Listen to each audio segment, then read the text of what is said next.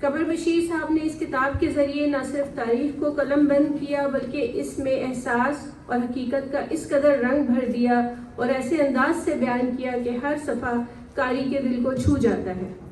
انہوں نے الفاظ کو صرف تحریر نہیں بنایا بلکہ یہ جملے کو ہر باب کو ایک زبان دے دی ہے۔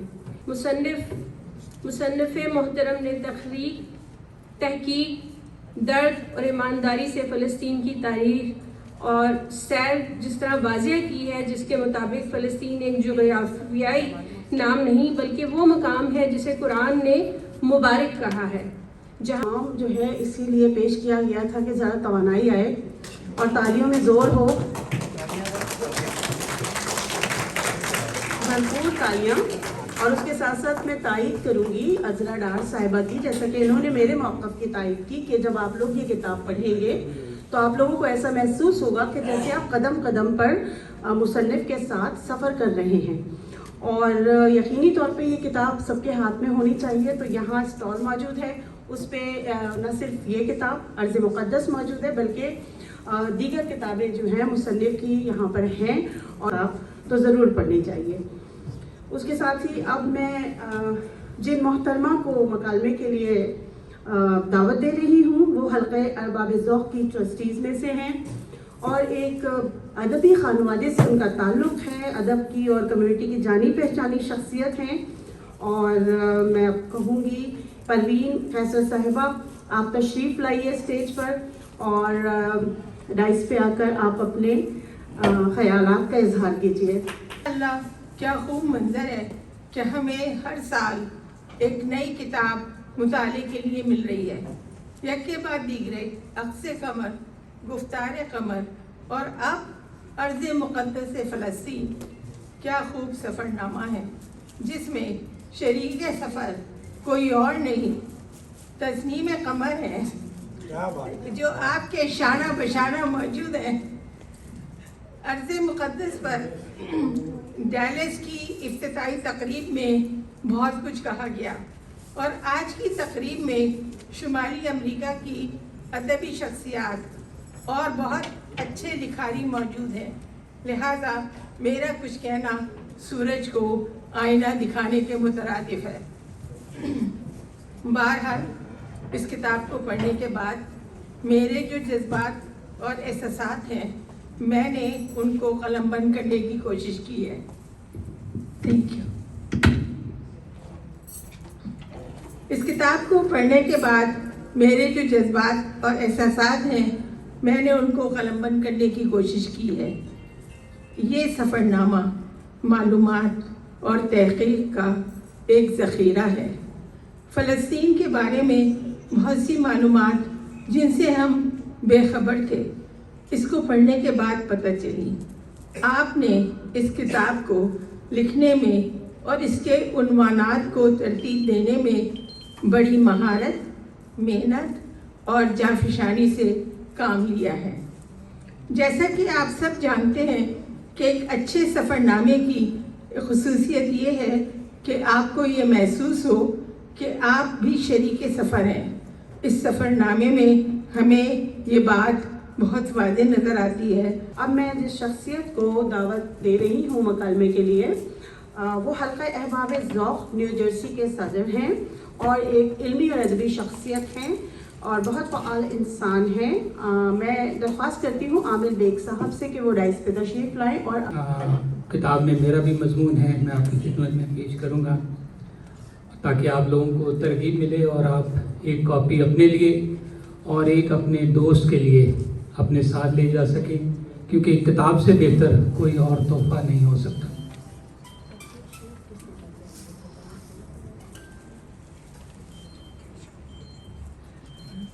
دنیا میں بے شمار سفر نامے لکھے جاتے ہیں جن میں اکثر سفر نگار کے سیر سپاٹے کا آنکھوں دیکھا حال سے زیادہ کچھ نہیں ہوتے۔ بعض ایسے سفر نامے بھی ہمارے نثری ادب کا حصہ ہیں جن میں موضوعاتی لحاظ سے اچھی خاصی معلومات بھی فراہم کر دی جاتی ہیں، لیکن اس کے باوجود سیر سپاٹے کی رودات ہی لگتے ہیں۔ اب سوال یہ پیدا ہوتا ہے کہ ارض مقدس فلسطین بھی تو ایک سفر نامہ ہی ہے، और फिर इसका दीगर सफ़रनामों से इख्तिसास क्या है? तो इसका जवाब ये है कि ये महज सफ़रनामा फ़लस्तीन ही नहीं, सफ़रनामा इसराइल भी है। और आजकल इसराइल बिलअमूम पूरी दुनिया और बिलखसूस मुस्लिम दुनिया में नापसंदीदा तरीन मुल्क गिना जाता है। गालिबन इसीलिए कमर बशीर ने अव्वलीन सतूर में अपने मुसलमान और साहिब ईमान होने का इकरार किया है, और मैं समझता हूँ कि ये अच्छा ही किया है कि कारी किताब पढ़ते हुए सफ़रनामा निगार के बारे में शकूक व शुबहात का शिकार नहीं होता। Good evening, everyone. Thank you all for coming here and tonight to celebrate another successful book ceremony. It is such an honor to stand here today and speak about someone who means the world to me, my grandfather. Throughout my life, my grandfather has always been a man of strength, purpose, and perseverance. To say I'm proud to be his granddaughter would be an understatement. My grandfather isn't just an author, but he's also a leader and a true businessman. I've always admired and looked up to him and how he has created a life for not only himself, but his family. He's never waited on opportunities, he's always made them. Watching the way he carries himself, the way he leads and inspires others has taught me so much of what it means to be strong, determined, and compassionate. He is someone that everyone respects and many look up to him, including all his children and his grandchildren, which there are 8 of us.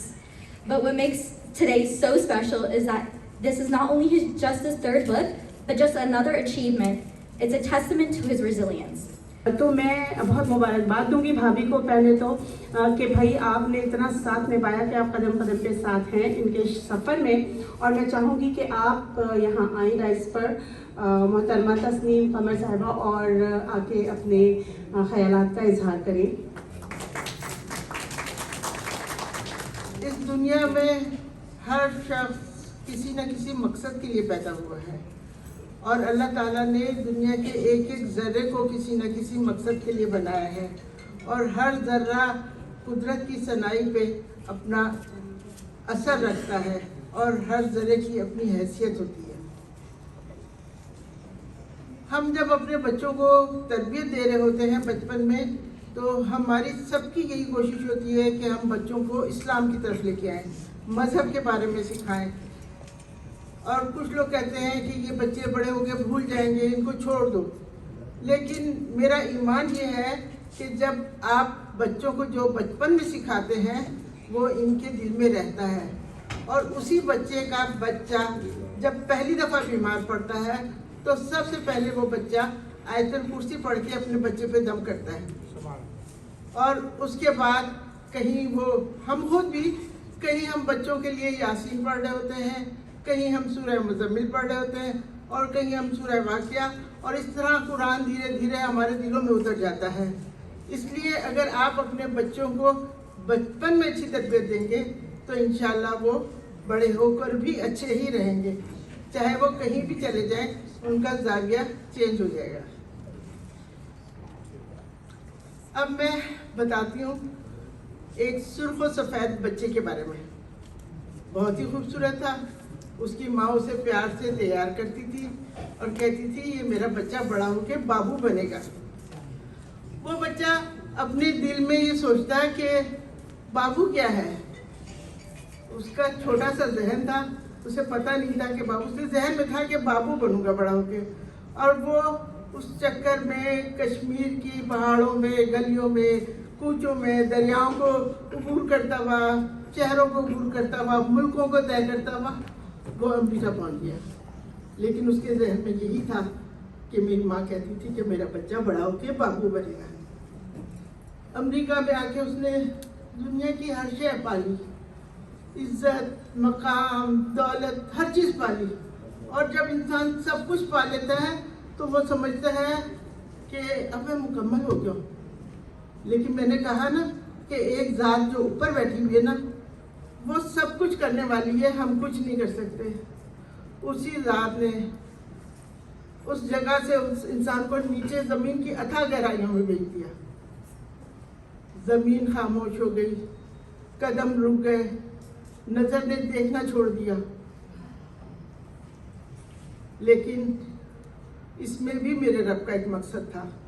वो मकसद ये था कि उसने उस बच्चे की नज़र के ज़ाविये को चेंज करना था। پہلے وہ بچہ لوگوں کے ساتھ میلے ٹھیلے کروا رہے ہیں، تقریری مقابلے کروا رہے ہیں، مختلف قسم کے کام کر رہے تھے جو دنیا داری کے تھے. اور اس تکلیف نے، اس زندگی کے اس حصے نے اس کو زاویے کو چینج کر دیا، اس کے سوچنے کا زاویہ چینج ہو گیا. اور وہ ایک رائٹر تو پہلے بھی تھے، لیکن وہ ایک عام انسان سے ہٹ کر ایک رائٹر بننا شروع ہو گئے. اور آہستہ آہستہ اللہ تعالیٰ نے اس میں اسے ایک بلند مقام دیا. سوری، میری شوگر 370 ہے اور بولنے میں تھوڑی سی پرابلم ہو تو معذرت خواہ. تو میں بتا رہی تھی کہ جب یہ زاویہ چینج ہوا، انہوں نے لکھنا شروع کر دیا. پہلے انہوں نے اپنی بایوگرافی لکھی، دنیا کو بتایا کہ میں کون ہوں. جب دنیا نے دیکھ لیا کہ یہ شخص کون ہے تو پھر انہوں نے بتایا کہ دنیا کیسی ہے. تو وہ اپنے آپ کو انڈیا لے کے گئے، جہاں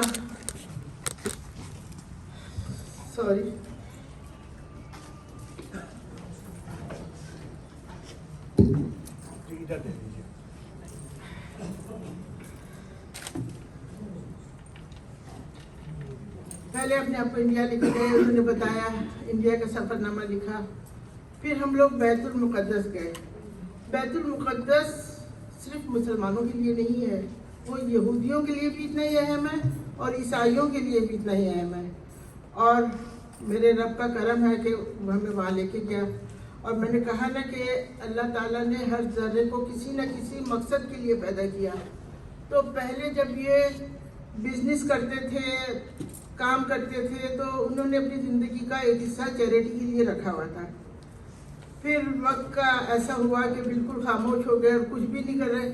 تو میں سمجھتی ہوں کہ یہ جو کام اب یہ کر رہے ہیں، انہوں نے جو کام شروع کیا کتابیں لکھنا، اور انہوں نے یہ کہا کہ میں اپنی کتاب بیچوں گا، اور اس کتاب کو بیچ کے جو پیسہ نکلے گا، جو چیریٹی میں پہلے کرتا تھا، میں اپنے بچوں سے لے کے نہیں کروں گا، میں اپنی کمائی پہ کروں گا.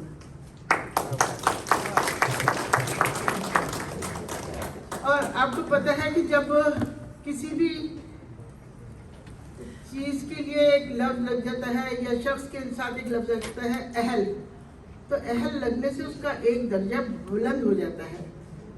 اور کوئی اہل حدیث ہوتا ہے، کوئی اہل بیت ہوتا ہے، کوئی اہل کتاب ہوتا ہے. اور الحمدللہ آج یہ اہل کتاب ہے. اور پھر اہل کتاب کے ساتھ جب ارض مقدس کا نام لگ جائے تو اس میں پاکیزگی خود بخود آ جاتی ہے. اور میں سمجھتی ہوں کہ انہوں نے بہت انصاف کیا اس لفظ کے ساتھ. کہیں بھی انہوں نے سیاست کو یا اپنی تجربے کو آگے نہیں لے کر آئے. یہ اگر یہودی جس نظر سے بیت المقدس کو دیکھ رہے ہیں تو کتاب میں آپ کو بیت المقدس اسی نظر سے نظر آئے گا، اور عیسائی جس نظر سے دیکھ رہے ہیں آپ کو ویسا ہی نظر آئے گا. کہیں آپ کو اختلاف بھی ہوگا کہ بھئی ایسا تو نہیں ہے، لیکن اس میں انہوں نے واضح طور پہ سب سے پہلے یہی لکھا ہے کہ میں مسلمان ہوں، میں ایک نبی پہ یقین رکھتا ہوں، میں ایک کلمے پہ یقین رکھتا ہوں. اور یہ جو کچھ کتاب ہے یہ 3 مذاہب پر ہے، اور ان تینوں مذاہب کے بارے میں انہوں نے بہت خوبصورتی سے لکھا ہے. اور میں سمجھتی ہوں وہ قاری کی انگلی پکڑ کے ان گلیوں میں لے کے گئے جہاں سے میرے نبی گزرے، جہاں سے حضرت عیسیٰ علیہ السلام گزرے، جہاں سے حضرت موسیٰ علیہ السلام گزرے. جہاں پہ حضرت عیسیٰ علیہ السلام گزرے تھے تو وہ راستہ دکھ کا سفر تھا. جب آپ پڑھیں گے تو آپ کو لگے گا کہ واقعی وہ کتنی تکلیف اور کتنے دکھ سے وہاں سے گزرے تھے. حضرت نبی کا جہاں انہوں نے امامت کروائی تھی تو وہاں آپ کو ایسا لگے گا کہ جیسے آپ وہاں کھڑے ہو کے خود نماز پڑھ رہے ہیں. اور جب یہ سب چیزیں آپ اس کو محسوس کریں گے تو آپ کو احساس ہوگا کہ قمر نے واقعی اس کتاب کے ساتھ انصاف کیا ہے. اور اگر کہیں آپ کو یہ لگے کہ یہ تھوڑا سا ہٹ گئے ہیں تو وہ اس لیے نہیں ہٹے کہ وہ ان کا اپنا ذہن یہ کہہ رہا ہے، بلکہ وہ اس لیے ہٹے کہ یہودی یہ کہہ رہا ہے، عیسائی یہ کہہ رہا ہے اور مسلمان یہ کہہ رہا ہے. اور اس کتاب کی خوبصورتی بھی یہ ہے، اور آپ کو پتہ ہے کہ دنیا میں خانہ کعبہ اور مسجد نبوی کے بعد جو سب سے اہم مقام ہے وہ بیت المقدس کا ہی ہے۔ میری دعا ہے کہ اللہ کرے کہ ہم سب وہاں پر جائیں، آپ سب وہاں پر جائیں، اور جانے سے پہلے یہ کتاب لے کے جائیں تاکہ آپ کو وہاں کی ہر جگہ کا ایسا ہو کہ ہم یہاں سے پہلے بھی گزر چکے ہیں۔ جزاک اللہ۔ شوق اگر صدقہ جاریہ بن جائے تو وہ عبادت بن جاتا ہے۔ جیسا کہ آپ سب نے انہوں نے جو آپ کے سامنے مکالمہ کیا ہے، آپ سب نے سنا کہ اب یہ فقط شوق نہیں ہے بلکہ یہ ایک مقصد ہے، اور اس کا مقصد دوسروں کے کام آنا ہے اور لوگوں کی مدد کرنا ہے۔ تو میں یہ سمجھتی ہوں کہ ہم سب پہ واجب ہو جاتا ہے کہ ہم اس کتاب کی ایک ایک کاپی ضرور خریدیں اور اس کو پڑھیں اور محسوس کریں، اور جیسا کہ ابھی میں خود بھی کہہ چکی ہوں اور جو بھی یہاں پر آپ سے مکالمہ کر رہا ہے وہ آپ کو بتا رہا ہے کہ اس کتاب کو پڑھتے ہوئے ایسا محسوس ہوتا ہے کہ ہم قاری کو ایسا محسوس ہوتا ہے کہ وہ مصنف کے ساتھ ساتھ جو ہے اس ارض مقدس کا سفر کر رہا ہے۔ اور اس کے بعد میں دعوت دیتی ہوں جس شخصیت کو میں اس وقت بلا رہی ہوں، عتیق قادری صاحب ہیں، جو کہ وائس پریزیڈنٹ ہیں پاکولی کے۔ ارض مقدس کی رونمائی کے لیے جمع ہے۔ یہ کتاب محض ایک سفر نامہ نہیں ہے بلکہ ایک روحانی سفر کی داستان ہے، ایک ایسا سفر جس میں وہ خود مقدس مقامات کی زیارت کے لیے روانہ ہوئے، خاص طور پر پہلا قبلہ بیت المقدس، فلسطین، یروشلم کے پاکیزہ مقامات، اور اس سفر میں ان کی شریک سفر، شریک حیات ہماری بھابھی صاحبہ بھی ان کے ساتھ تھیں، جو اس سفر کو مزید روحانیت اور محبت بخشتا ہے، کیونکہ بشیر قمر صاحب کہتے ہیں تو وہ آخری تمنا ہے جس کی تکمیل کے بعد دل دریا برد کر دے، ہم آنکھیں عطیہ کر دیں۔ السلام علیکم۔ آج بہت سے لوگوں نے کہا کہ مصنف، کتاب کے مصنف دولہ نوشا، تو ویسے میرے خیال میں بشیر قمر کو کتاب لکھ کر دولہ بننے کی ضرورت ایسی کوئی ہے نہیں، کیونکہ بشیر قمر وہ بابو جس کا ذکر ابھی انہوں نے کیا، اور یا بابا، ان کو فن آتا ہے کہ اپنے سر پہ سہرا کس طرح باندھیں۔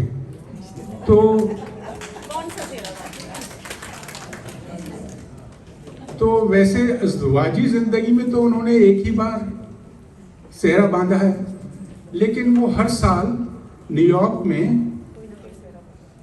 اپنے جنم دن پہ کینڈل بجھائی تو کرتے ہی ہیں، پھر دوسرے موقع پہ دوسرے مہینے میں اپنی گلشن بیٹھی ہیں، گلشن کی کیک کٹائی بھی کر دیتے ہیں۔ تو کتاب کی وجہ سے وہ دلہا نہیں بنتے، لیکن میں آج ایک بات کرنا چاہوں گا کہ بشیر قمر کا یہ کمال ہے کہ انہوں نے گزشتہ 2 برسوں میں 3 عدد کتابیں لکھی، جبکہ آپ کو معلوم ہے کہ ہمارے قمر بھائی 30 علتوں میں بھی کا بھی شکار ہیں، اس کے بعد بھی اگر وہ لکھ رہے ہیں تو بڑی بات ہے، اس لیے کہ ایک ہٹا کٹا مکمل صحت مند لکھاری بھی اتنی تیزی اور تواتر کے ساتھ کتاب لکھ کر اس کا اجرا نہیں کر سکتا جتنا قمر بھائی نے کیا۔ تو میں کچھ ان کے اوپر ہی پہلے تو بولنا چاہوں گا اور پھر ان کی کتاب پر۔ تو میں سمجھتا ہوں کہ جن حالات میں یہ انہوں نے کتاب لکھا ہے، اس کی تعریف، ان کی اتنی تعریف ہونی چاہیے. کتاب کی تو آپ سب تعریف کریں گے ہی. تو میں یہ کہہ رہا ہوں کہ ہمیں آج جن حالات میں یہ کتابیں لکھ رہے ہیں اور اتنی تیزی سے لکھ رہے ہیں، اس لیے ہمیں آج صرف کتاب کی رونمائی نہیں بلکہ ان کی ڈھٹائی اور صحت کے ساتھ ان کی ہاتھا پائی کی پذیرائی بھی منانی چاہیے. قسمت نے ان کی زبان بند، ذہن کند اور دل منجمد کر دیا، لیکن قمر بھائی وہ آئیکانک انرجائزر بیٹری کے بنی کی طرح ہیں. It's keep going and going and going. Bashir Qamar خود فخریہ بیان کرتے ہیں کہ جتنے ان کے وائٹل آرگن اتنے ہی ان کے آپریشن، دل، دماغ، جگر، کلیجہ، گردے، سب کی مکمل اوور ہالنگ، یعنی مکمل معائنہ و مرمت کروا چکے ہیں. گویا 74 برس کی باڈی میں 72 حوروں کے حصول کی روح پھونک دی گئی ہے.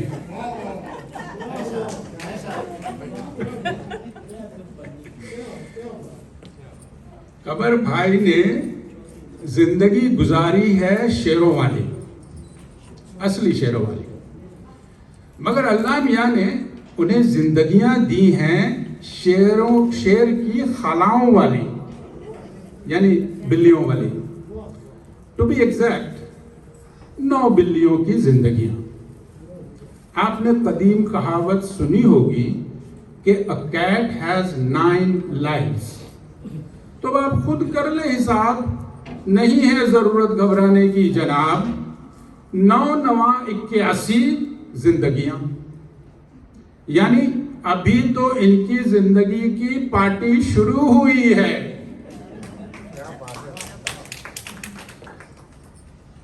قمر بھائی کے نام کے ساتھ بشیر لگا ہوا ہے. بشیر کا لقب. بشیر دراصل ببر شیر کا مخفف ہے. یہ ببر شیر اکثر اسٹیج اور پاکولی کی میٹنگ میں چنگھاڑتا ہے. ویسے قمر بھائی اصلی تے وڈے شیر ہیں. کتنی ہی بار بیمار پڑے مگر کبھی لندن جانے کی ضد نہ کی. حب الوطنی کے ساتھ سارے علاج مقامی ہسپتالوں اور ڈاکٹروں سے کروائے. اب میں آتا ہوں ان کی کتاب کی طرف. بشیر قمر نے عکس قمر میں نیو یارک کمیونٹی کا عکس دکھایا. گفتار قمر میں ہندوستانیوں کا نفس دکھایا، اور اب ارض مقدس میں درس دکھایا. ارض مقدس نام کی حد تک یوں تو ہمارا اپنا پاک وطن اسلامی جمہوریہ پاکستان بھی ہے، مگر ہم مسلمانوں کے لیے ارض مقدس مکہ، مدینہ اور فلسطین میں آس پاس کی بستیوں کو مانا جاتا ہے، جس کی زیارت کی سعادت دنیا کے ہر کونے میں موجود مسلمانوں کے دلوں میں بستی ہے. چند برس قبل خود ہم یروشلم کی یاترا کے منصوبے بنا رہے تھے، لیکن بشیر قمر کا شمار ان خوش قسمت عازمینوں میں ہے جو اچھے وقتوں میں وہاں کی زیارت کرائے اور اب سفرنامہ بھی لکھ بیٹھے.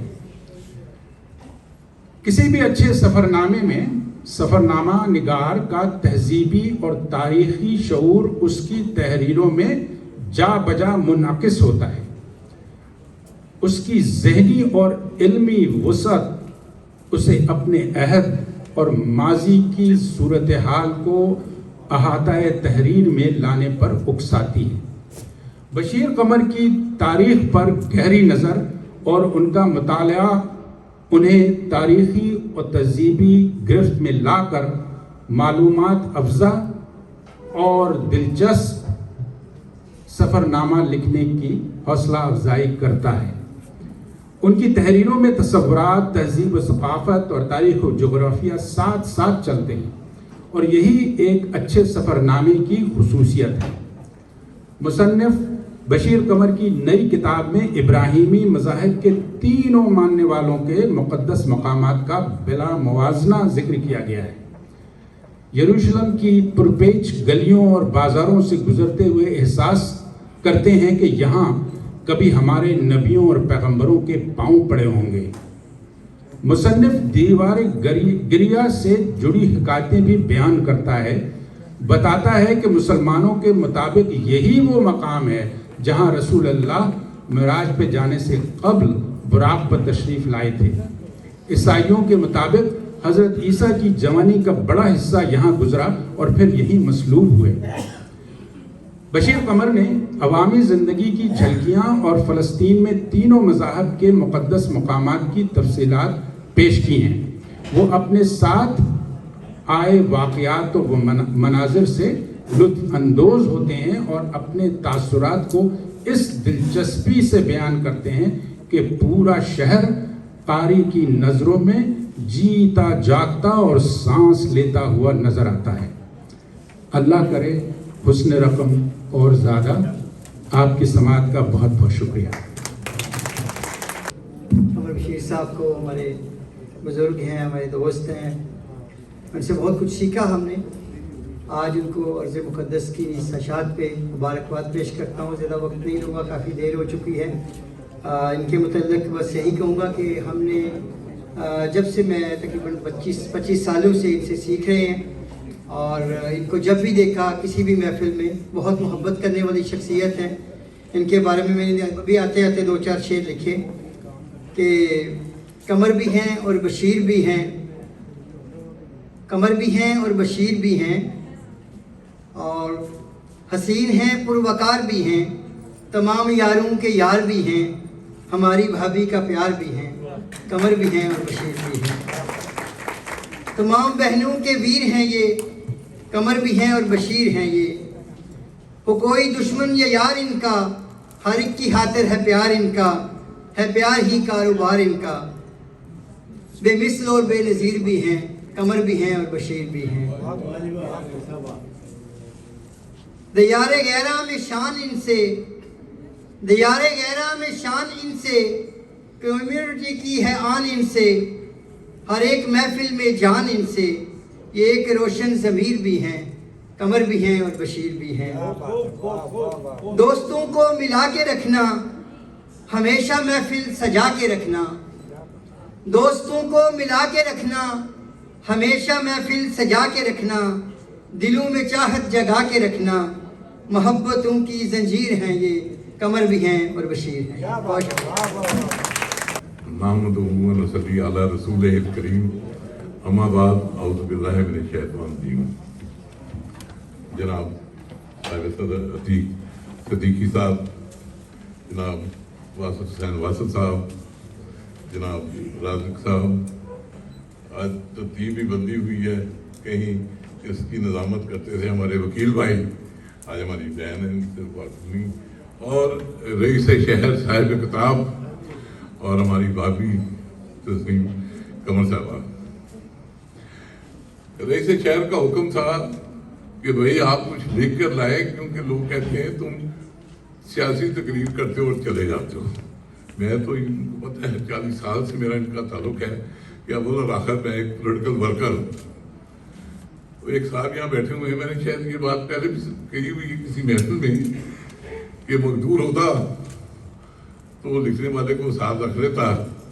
وہ ایک دفعہ ایک مجلس میں گیا، کسی طرح کتاب کی رونمائی تھی، تو وہاں پر نواز شریف بڑا فراوانی سے پڑھ رہا تھا۔ میں بڑا حیران ہوا، اقبال میں آپ کی توجہ چاہتا ہوں، بڑا حیران ہوا کہ یہ شخص جو ایک لفظ سے زیادہ آگے نہیں بول سکتا، بڑی فراوانی سے پڑھ رہا ہے۔ تو وہ میں نے یہاں وہ صاحب بیٹھے، ان کے والد صاحب تھے سیکٹری کرامت صاحب، उनसे पूछा कि जनाब खान साहब, ये तो आज बड़ी फरफर तकरीर कर रहा है, तो ये तो बोल नहीं सकता। कहते वो मैंने लिख के दी है। तो आज मेरे पास वो होती दौलत तो मैं इनके लिए मुकालमा लिख के लाता। मैंने इनको कहा भाई मेरे रईसे शहर, ये तो दानिश्वरों का काम है। माशाल्लाह इतना ज़बरदस्त गुलदस्ता बैठा हुआ है कि जितने भी मेहमान आए, मुकर्ररीन आए मुझसे पहले, और ख़ास तौर पर रोशन जमाल यार से अंजुमन तमाम, उसके बाद तो कोई रह ही नहीं जाता कि मुझ जैसा। फिर आज इस महफिल में बहुत सारे अच्छे अजीज़ दोस्त भी हैं, डॉक्टर राममोहन साहब भी हैं, हमारे शाहिद अकबर साहब भी हैं, उनकी बेगम साहब भी हैं, भट्टी साहब भी हैं, और यहाँ पे हमारे शायर जो हैं भट्टी साहब। तो बात ये है सर कि अर्ज़ मुक़द्दस, इस किताब को मैंने यकीन जाने अपने, क्योंकि मेरा एक तो हाफ़ज़ा भी अब कमज़ोर हो गया हुआ है और उर्दू दान भी नहीं हूँ। मैंने रईसे शहर 2 दफ़ा ये किताब पढ़ी, और सबसे ज़्यादा जो मुझे खुशी हुई कि मेरे मेंटोर दानिश असद मकसूद जाफरी साहब का भी एक इसमें वो था। मुझे इस किताब को पढ़ने के बाद ऐसे लगा जैसे वाकई, जैसे पहले भी लोगों ने बताया, कि मैं इनके साथ साथ चल रहा हूँ। ये तो बड़े नसीबों की बात होती है कि मेरी मुशातगी की क्या ज़रूरत रईस शहर को, कि फितरत खुद ब खुद करती है लाले की हिनाबंदी। तो मैं समझता हूँ कि जनाब ये ज़बरदस्त इन्होंने सैर कराई कि इनकी वजह से हमारा भी नसीब जाग गया कि हमने भी इनके साथ वो अर्ज़ मुक़द्दस, ये आज के इब्न बतूता हैं, बिल्कुल ऐसे ही इब्न बतूता हैं आज के सयाह हैं, अंबिया के शहर के सयाह, रईस शहर और बेगम तस्लीम। वाह माशाल्लाह, बहुत बहुत जो मुझे 3 चैप्टरों ने भी बड़ा मुतासर किया। वैसे तो एक एक पैगंबर, एक एक नाम मोतबर के हजरत मूसा अलैहिस्सलाम कि जब इन्होंने कहा कि वहाँ एक कब्र, मैंने कहा यार कलीमुल्लाह आसाना हो तो कलीमी है कार बेबुनियाद खान साहब। मैंने कहा वहाँ चिराग भी नहीं चल रहा, और यहाँ तो छोटे छोटे मज़ारों पे घर पीर का बिजली से है, घर पीर का बिजली से है रोशन, हमको तो मैसर नहीं मिट्टी का दिया भी। मैं कहा यार छोटे छोटे मज़ार, कवालियाँ हो रही हैं, झुरमट के झुरमट, वहाँ इतना बड़ा मज़ार, और वहाँ दीवा नहीं जल रहा। अल्लाह अल्लाह। फिर उसके बाद ला इलाहा इल्ला अंता सुब्हानका इन्नी कुन्तु मिनज़ ज़ालिमीन, हज़रत यूनुस का वाक़या। वासफ साहब यकीन जाने, मैं वैसे तो ये जानते हैं कि मैं बड़ा सख्त दिल हूँ, लेकिन इस किताब को पढ़कर मैं हर सफ़े के हर उसके उस पर मैं रोया भी हूँ कि यार अल्लाह मियाँ ने रईस शहर को इतनी सादत, इतनी ताकत कि पूरी कौम को अपने साथ, पूरी अपने दोस्तों को, अपने साथियों को साथ लेकर इन्होंने ये हम सब ये समझते हम सब इस किताब का हिस्सा है। इस तरह इन्होंने हमें उस मुकाम पे रखाया। और तीसरा जो था कि मेरी भाभी जो है बड़ी वोकल थी, जिसने उस यहूदी का मुकाबला किया, उसको तो जवाब दिए कि भाई नहीं, ये तुम जो कह रहे हो हज़रत इसहाक नहीं, हज़रत इस्माइल, ऐसे ही है। तो मैं, इसका मतलब है कि मैंने ये आपकी किताब पढ़ी हुई है, लेकिन मुझे लिखना नहीं आता कि मैं भी ये इसका मुकालमे लिख के लाता, तो शायद फिर मुझे वकील सारी की जरूरत पड़ती। आजकल वैसे मुझसे नाराज है, तो मैं आप सबको बहुत बहुत मुबारक, अभी आपको मुबारक, और आप सब अहबाब को मुबारक, बहुत बहुत शुक्रिया।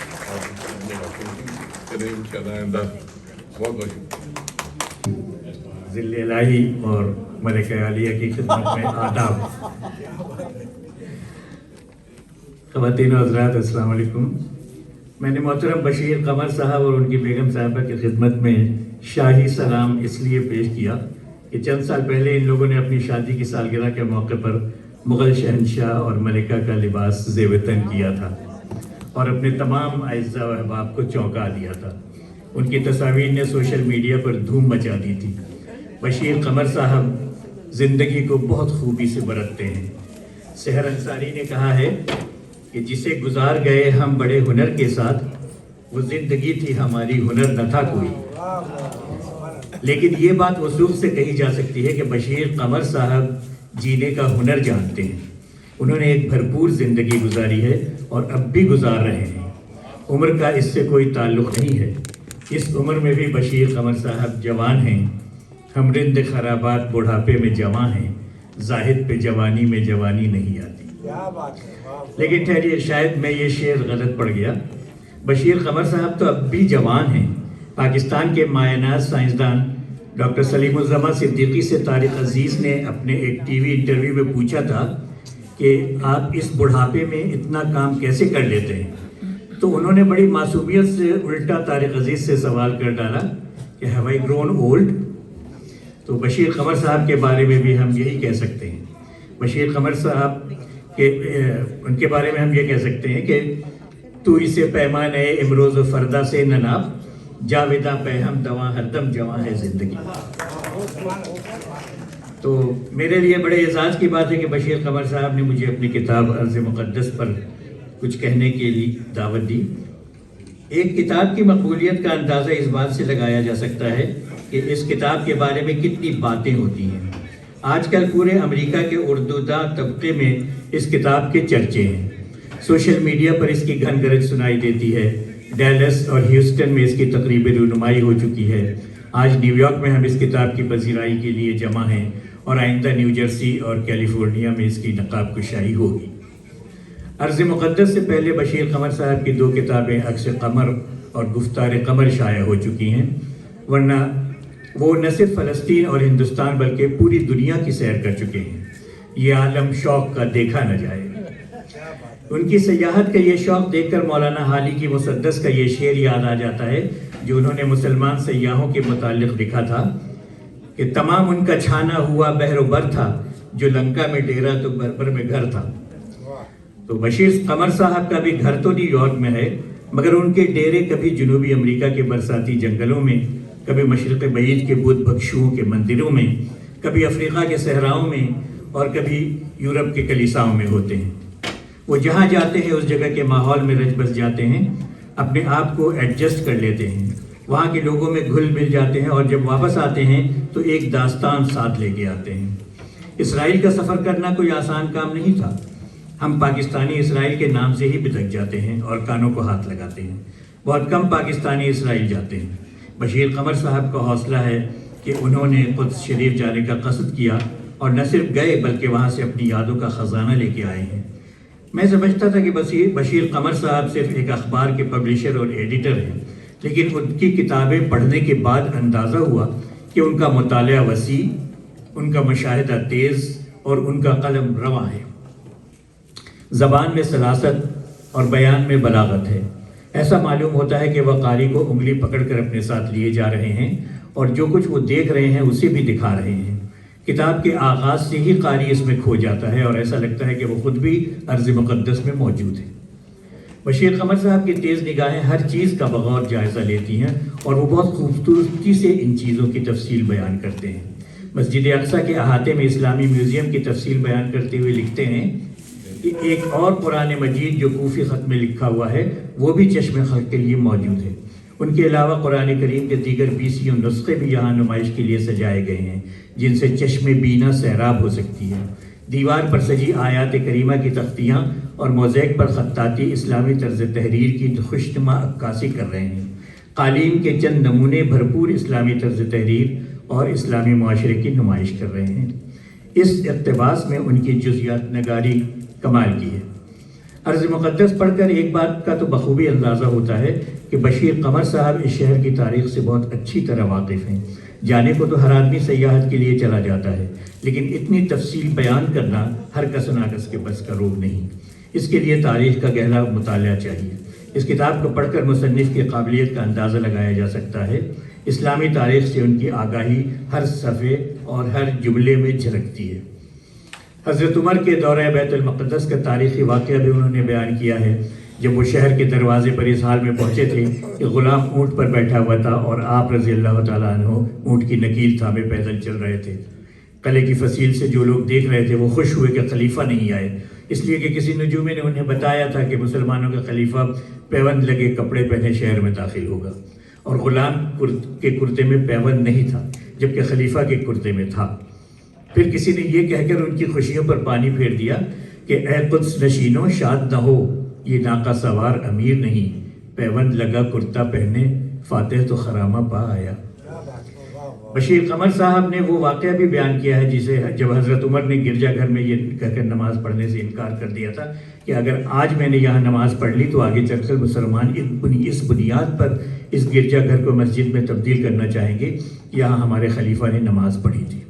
اور ان کا یہ فیصلہ کتنا صحیح تھا اس کا اندازہ ہم اس بات سے لگا سکتے ہیں کہ جس جگہ انہوں نے نماز پڑھی تھی وہاں بعد میں مسجد بنائی گئی جو آج بھی مسجد عمر کے نام سے قائم ہے، اور اس کا ذکر بشیر قمر صاحب نے اپنی کتاب میں کیا ہے۔ ارض مقدس ایک ایسی کتاب ہے جو نہ صرف ایک سفر نامہ ہے بلکہ تاریخ کی کتاب ہے۔ القدس کی تاریخ کے طالب علموں کو اس کتاب سے بہت مدد ملے گی۔ ہم لوگ اس کے بارے میں صرف اتنا جانتے تھے کہ یہ پیغمبروں کی سرزمین ہے، ہمارا قبلہ اول ہے، حضور اکرم صلی اللہ علیہ وسلم یہیں سے معراج پر تشریف لے گئے تھے اور بس۔ لیکن اس کتاب کے پڑھنے کے بعد ہمارے علم میں بہت اضافہ ہوتا ہے۔ ابھی بہت کچھ کہنے کو دل تو چاہتا ہے مگر وقت کی پابندی کی وجہ سے ختم کرتا ہوں۔ بشیر قمر صاحب کو اتنی کارآمد کتاب لکھنے پر مبارکباد۔ آج ہمارے پیارے دوست سردار نصر اللہ صاحب سے میں نے گزارش کی تھی کہ مجھے ایک تقریر لکھ کے دے دیں، لیکن وہ کہنے لگے میں بھی تقریر نہیں لکھا تو میں آپ کے لیے کیسے لکھوں۔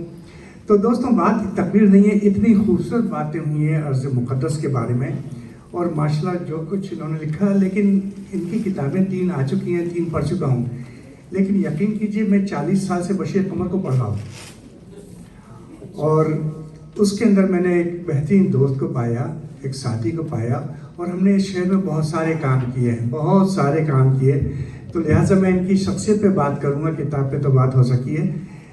انہوں نے کیا نہیں کیا اس شہر میں، حقیقت ہے اگر دیکھا جائے کہ کیا نہیں کیا، چاہے وہ مطلب کشمیر کا مسئلہ ہو، کشمیر کے مسئلے پہ انہوں نے تقریباً 15-20 سال ہمیشہ 5 فروری کو کشمیر کا جل، اور اس شہر کے اندر انہوں نے جو کام کیے ہیں کہ کر کے ٹی وی پہ جب یہ آئے تو ٹی وی ان کا اینکر پرسن میں ہوتا تھا، اور کبھی کبھی آدھے گھنٹے کے نوٹس پہ اور کبھی کبھی 1 گھنٹے کے نوٹس پہ میں ان کا اینکر پرسن رہا ہوں۔ تو حقیقت بشیر قمر کا ساتھ اس طرح میرے ساتھ رہا ہے کہ صبح شام بات چیت، اس میں ہمارے کچھ اختلاف رہتے تھے، یہ بہترین ایک طریقہ ہمارا رہا کہ ہم نے ایک ساتھ اس شہر میں قدم رکھا، پلے بڑھے اور وہاں تک پہنچے۔ تو چند دوست جو ان کے بڑے قریبی ہیں، جیسے سردار نصر اللہ، وہ ایک کچن کیبنٹ ہوتی ہے، کسی بھی بڑے آدمی کے 4-5 دوست اتنے قریبی ہوتے ہیں کہ جہاں بیٹھ سکتے ہیں، ہنس سکتے ہیں، بات کر سکتے ہیں، crack a joke and enjoy. تو شاید میں ان خوش قسمت لوگوں میں سے جہاں بشیر قمر صاحب کو گارڈز آن کر کے بات نہیں کرنا پڑتی، تو چند واقعات میں ان کو ضرور بتاؤں گا۔ یہ بڑے ماشاءاللہ ایک زمانہ ایسا بھی تھا، تو آج تو شہر میں ماشاءاللہ بہت بڑے اچھے لوگ اسپیکرز موجود ہیں، لیکن جب ہم کوئی تقریب کرتے تھے تو ہمیں 4-5 تقریریں لکھ کے دینا ہوتی تھیں۔ اس میں بشیر قمر صاحب ایک واقعہ ہے کہ بشیر قمر صاحب کو بھی ایک تقریر لکھ کے کسی کو دینی تھی۔ یہ تقریر لکھ کے جب انہوں نے کسی کو دی، اس کے بعد یہ بھول گئے، یہ خود گئے اور تقریر کر ڈالی۔ اب جن صاحب کو تقریر کرنی تھی وہ میرے پاس بلبلاتے ہوئے یہ کیا ہوا وکیل بھائی دیکھیے یہ، لیکن میں نے کہا دیکھو بھائی اسٹیج پہ جانا آسان نہیں ہوتا، تم جاؤ اور بولو اور جہاں اٹک جاؤ پاکستان زندہ باد کہہ دینا، یقین کرو۔ تو وہ جہاں اٹکے پاکستان زندہ باد کا، لیکن ان کو شکایت رہی بشیر قمر کہ دیکھو یار میرے ساتھ، لیکن بشیر قمر بخود ایسی بات نہیں تھی، بھول گئے۔ ہم لوگ بھول جاتے ہیں کیا۔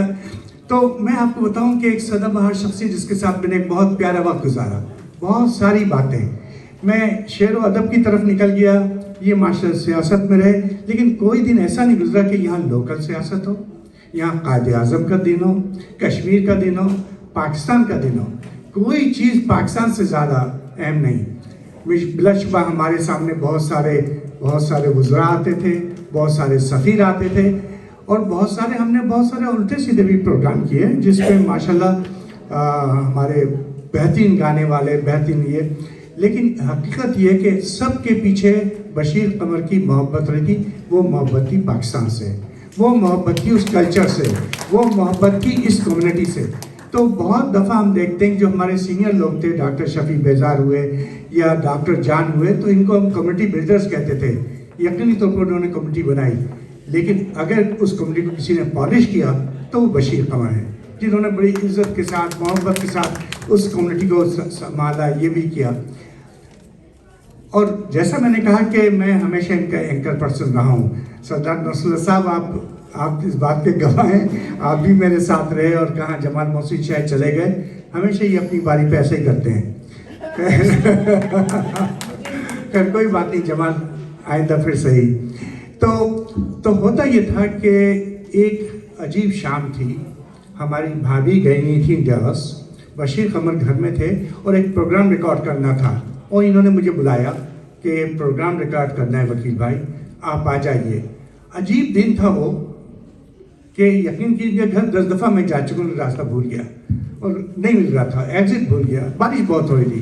خیر اس کے بعد ہم گئے اور انہوں نے بڑی محبت سے ریکارڈنگ کی، لیکن کرتے کرتے انہوں نے 3 دفعہ ٹیک لیا، 4 دفعہ ٹیک لیا. اچھا ان کی عادت ہے ہمیشہ، ایک یہ ہمیشہ عادت ہے، اور بھابھی میری گواہ ہیں کہ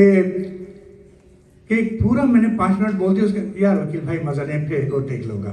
اب کہاں مجھ میں اتنی قابلیت، اور تھکا آ رہا ہے شام کا جو آفس سے آ رہا ہے. تو ان کے ساتھ جو زمانہ گزرا تو شاید 2020 کی شام تھی، بڑا ابرآلود دن تھا. میں ان کے پاس گیا، اوورآل وہ ہوا، لیکن اس کے بعد ان کی طبیعت خراب ہوئی، اور طبیعت ایسی خراب ہوئی کہ یہ کچھ عرصے کچھ علت سے وابستہ رہے. لیکن یہ شخص، ابھی کسی نے کہا کہ یہ شخص ماشاءاللہ کبھی پیچھے نہیں ہٹا کسی چیز سے. اس نے محنت کی، لڑتا رہا، اپنی زبان سے بولتا رہا، یہ کرتا رہا، اور حقیقت ہے کہ اس نے یہ جنگ جیت لی.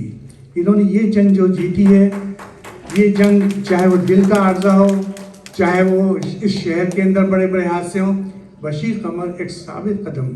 اور دیکھیے اس آدمی سے جو ان کے ساتھ ویسے دوست گزار رہا ہے، میں واقعی ان خوش نصیب لوگوں میں سے ہوں کہ جو انہوں نے ہماری اس چیز کو، ہماری، ٹھیک ہے آپ لوگ مجھے باعث شاعر جانتے ہیں، باعث ادیب جانتے ہیں، باعث کوئی جانتے ہیں، لیکن ان شخص نے جب اللہ تعالیٰ نے ان کو تھوڑا سا زبان کی لکنت پیدا کی تو ان کو قلم کی طاقت دی.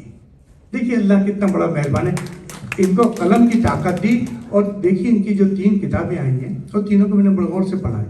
اور حقیقت ہمارے ایک بہت سینئر ہوتے تھے، آپ لوگ جہاں قمر علی عباسی، انہوں نے پتہ نہیں کوئی 30 سفر نامے لکھے ہیں، اور ماشاءاللہ بہت اچھے لکھتے ہیں، ماہر تھے. اب جب میں بشیر قمر کی عرض مقدس پڑھی، اس کے جو نکات پڑھے، اور بہت سے لوگوں نے اس قاری کو ساتھ لے کے چلتے ہیں، لیکن جو منظر کشی ان کی ہے، جو ان کی منظر کشی ہے، چیزوں کو لے کے آنا، اٹھک بیٹھک کرنا، ڈرائیور کی بات کرنا، کافی پینا، یہاں سے لے کے وہاں جانا، بخدا ایسا لگتا ہے کہ یہ ادیب کہاں چھپا ہوا تھا ہمارا یار.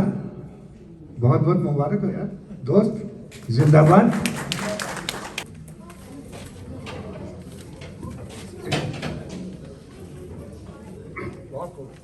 اور اس کی بنیادی وجہ اس کا طرز اظہار ہے. اس طرز اظہار کو چند لفظوں میں سمیٹنے کے لیے میں واصف حسین واصف صاحب کے جملوں کا سہارا لوں گا. واصف صاحب کہتے ہیں، چھوٹے چھوٹے جملے باہم مربوط اور اپنے مضمون سے بندھے ہوئے، سادہ لفظیات کی سحرکاری اور ابلاغ کا کھلا ہوا آسمان، تحریر جیسے بہتی ہوئی ندی. آپ دیکھیں تو مضمون مکمل ہو جاتے ہیں. واصف سادہ لفظوں کی سحرکاری اور ابلاغ کا کھلا ہوا آسمان، تحریر جیسے بہتی ہوئی ندی. بلا شبہ ان کی یہ تحریر پڑھنے والے کے قلب و نظر کو سیراب کر دیتی ہے. گزارہ حیات میں کسی موڑ پر ایسی شخصیت سے ملاقات ہوتی ہے جو پہلی ملاقات میں دل و نگاہ میں بس جاتی ہے. ایسا کیوں ہوتا ہے، اس کی وضاحت لفظوں کے سہارے ممکن نہیں کہ یہ احساس سے احساس کو چھونے کی باتیں ہیں. बशीर कमर साहब इब्तदाई मुलाकातों में ही मेरे दीदा एहसास को भा गए थे, और ये तो हम सब जानते हैं कि इस तर्ज पर जो ताल्लुक़ किसी से कायम होता है वो तादम मर्ग हम रिकाब ज़ीस्त रहता है। वैसे हिसाब किताब की नज़र से देखें तो मैं बशीर कमर साहब को वासिफ के मुकाबले में आधा जानता हूँ। वो यूं कि वासिफ साहब बशीर कमर को 30 बरस से जानते हैं और मैं 15 बरस से।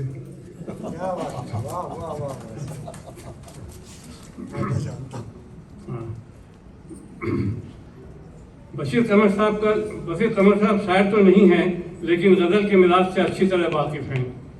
फैले हुए मज़ामीन को कम से कम लफ्ज़ों में समेटने का हुनर गज़ल ही तो सिखाती है, तहरीर और गुफ्तगू दोनों में।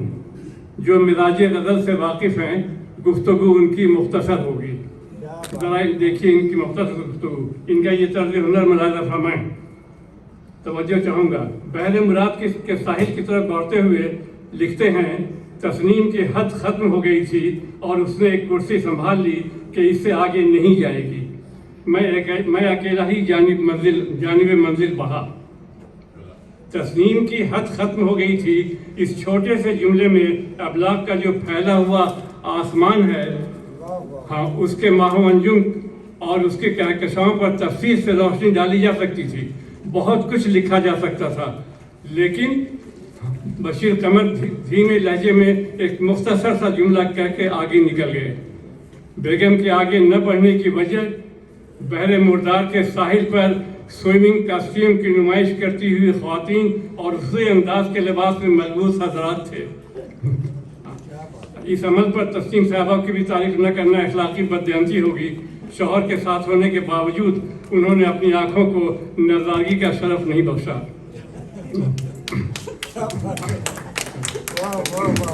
बशीर कमर साहब ने भी ये जुमला लिखकर साबित कर दिया कि वो कूजे में समुंदर की वसअत को समेटने का हुनर जानते हैं। अर्ज़ मुक़द्दस में जितने भी किरदार और मकामात हैं, उनसे शायद ही कोई मुसलमान ऐसा होगा जो वाकिफ़ न हो। इन सबों का ताल्लुक़ मज़हब से है, इसलिए हम आए दिन इनका जिक्र सुनते रहते हैं। ये किताब हमारे तारीख़ी मालूमात में बहुत ज़्यादा इजाफा तो नहीं करती, तो फिर ये हमें इतना मुतासिर क्यों कर रही है? मेरी नज़र में इसकी बुनियादी वजह इसके पेश करने का सलीक़ा है। ये तमाम किरदार हमारे जहनों में अपने पूरे कामत के साथ मौजूद हैं, लेकिन गैर शऊरी तौर पर ये बिखरे बिखरे से महसूस होते थे। कभी हमने आदम अलैहिस्सलाम का जिक्र कर लिया, कभी हज़रत याकूब और सुलेमान अलैहिस्सलाम का, कभी यूनुस, कभी लूत और कभी ईसा अलैहिस्सलाम का। इस किताब में ये तमाम किरदार हमें एक ख़ानदान की तरह मरबूत दिखाई देते हैं, तस्बीह के दानों की तरह एक धागे में पिरोए हुए। हरचंद के ये तमाम किरदार एक ख़ानदान की तरह जुड़े हुए हैं, लेकिन हम इन्हें मुख्तलिफ मंजरनामे के सबब मुख्तलिफ अंदाज से महसूस करते थे। अलग अलग वाक़यात के पस मंज़र में हम इन्हें इनफरादी तौर पर महसूस करते थे, जबकि हकीकत में ऐसा नहीं है। बशीर कमर ने इन किरदारों को इस तरह पेश किया है कि इनकी इज्तिमाई हैसियत मरबूत तरीके से हमें साफ नज़र आने लगी है। अब मैं अपने आप को इन अजीम मर्तबत किरदारों से ज़्यादा करीब महसूस करता हूँ। बशीर कमर साहब, बहुत शुक्रिया आपका। अर्ज़ मुक़द्दस में बशीर कमर की ज़ात का आईना खाना अपने पूरे कदो कामत के साथ हमें दिखाई देता है। इनकी तहरीरों में इनकी पूरी शख्सियत खुलकर हमारे सामने आ जाती है। तहजीब, रवादारी, मजहब, दरगुजर, इनकिसार व आजिज़ी, ये तमाम आईने इस तहरीर में जगमगाते नजर आ रहे हैं। मुक़द्दस मकामात की तस्वीर कशी में इनका वालहानापन हमें दिखाई देता है। जी हाँ, पढ़ने वाले को ये इन मकामात पर सरबसर नज़र आते हैं। बसाक़ात तो मैंने अपने आप को भी वहाँ महसूस किया है। जज्बात की सच्चाई के बगैर इतनी पुरतासीर तहरीर मुमकिन नहीं। मज़ारों पर हाजिरी देते वक्त तो ये इनका वालहानापन इन्हें सूफी और दरवेश के सफ में खड़ा कर देता है। मज़ारों पर हाजिरी देते वक्त तो इनका वालहानापन इन्हें सूफी और दरवेश के सफ में खड़ा कर देता है। हज़रत दाऊद की कब्र पर इनकी हालत मुलाज़ा फरमाएं। कहते हैं, लोग बावाज़ बुलंद ज़बूर पढ़ रहे थे। मुझे इब्रानी ज़बान का कतन इल्म नहीं और न ही कुछ शुद्ध बुद्ध है। इसके बावजूद मैं उसके शहर में खो गया था। रब का कलाम हो, कोई सुन रहा हो और उसके शहर में न खो जाए, ऐसा तो हो ही नहीं सकता। और अगर ऐसा हो तो उस शख्स को अपना ईमान चेक करना चाहिए। फिर कहते हैं, मैं देर तक इस कैफियत में गुम रहा। मुझे याद आया कि हज़रत उमर की बहन मुसलमान हो गई थी। हज़रत उमर को मालूम हुआ तो वो बहन को कत्ल करने की नीयत, अब यहीं तक ये पहुंचे थे कि मैं रुक गया और मेरी ज़बान से निकला, या अल्लाह, खैर क्या वैसे ही कोई इनकलाब बर्पा होने वाला है? या अल्लाह, खैर क्या वैसे ही कोई इनकलाब बर्पा होने वाला है? फिर ये सोचकर परेशानी में कुछ कमी आई कि अगर ऐसा कुछ हो भी गया तो बशीर कमर साहिब किताबी कहलाएंगे। शुक्र है कि ऐसा कोई इनकलाब बर्पा नहीं हुआ। कानों में रस घोलती ज़ुबूर की आवाज़, रगों में दौड़ती कुरान की आवाज़ को मगलूब न कर सकी और बशीर कमर अपनी ईमानी महवर की तरफ सही सलामत लौट आए।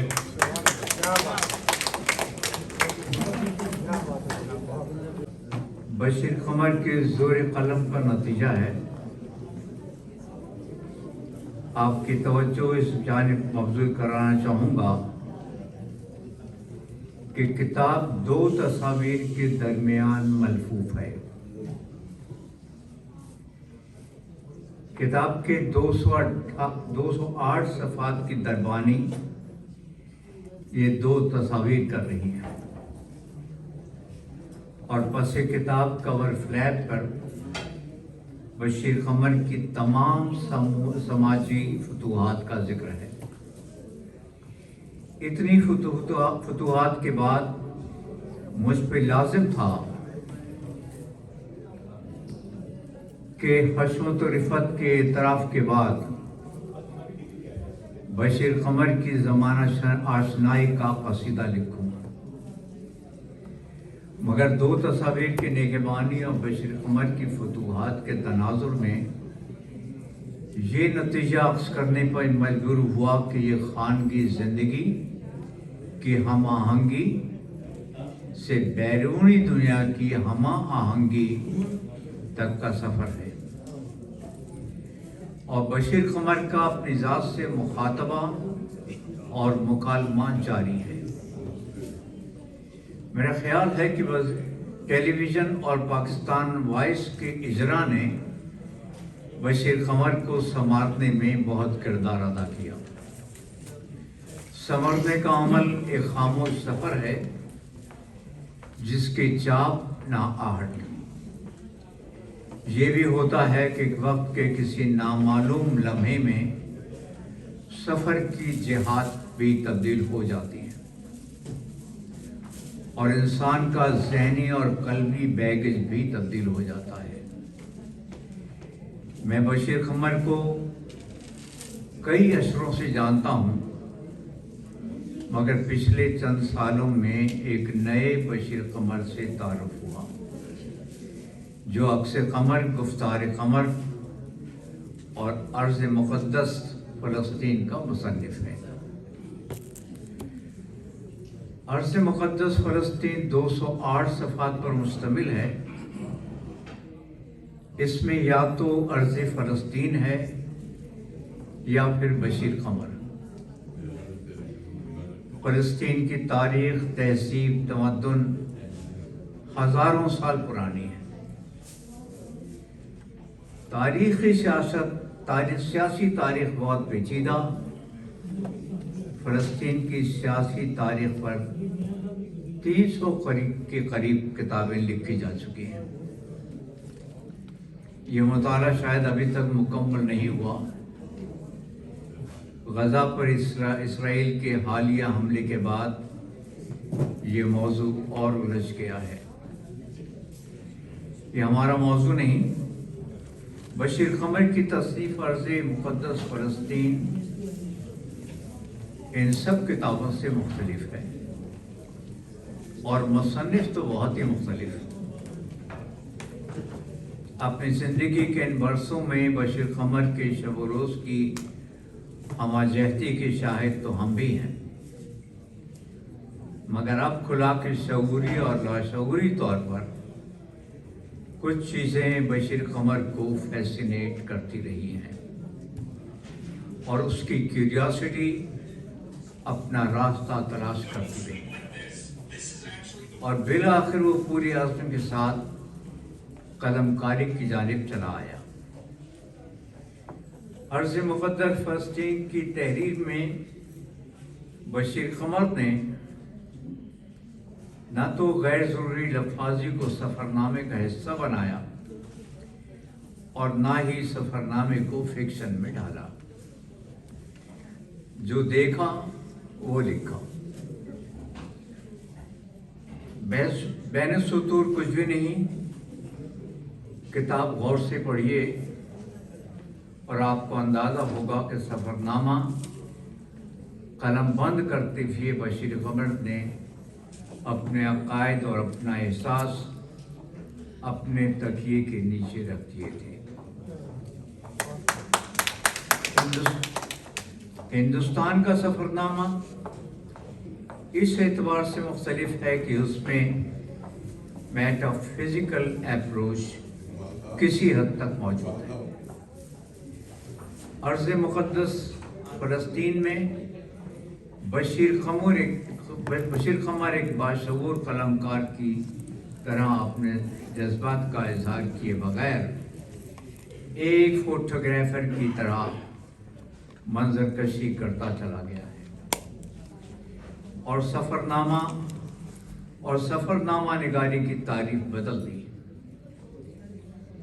بشیر قمر کی ووکیبلری اپنی ہے، نہ کوئی تصنع نہ بناوٹ۔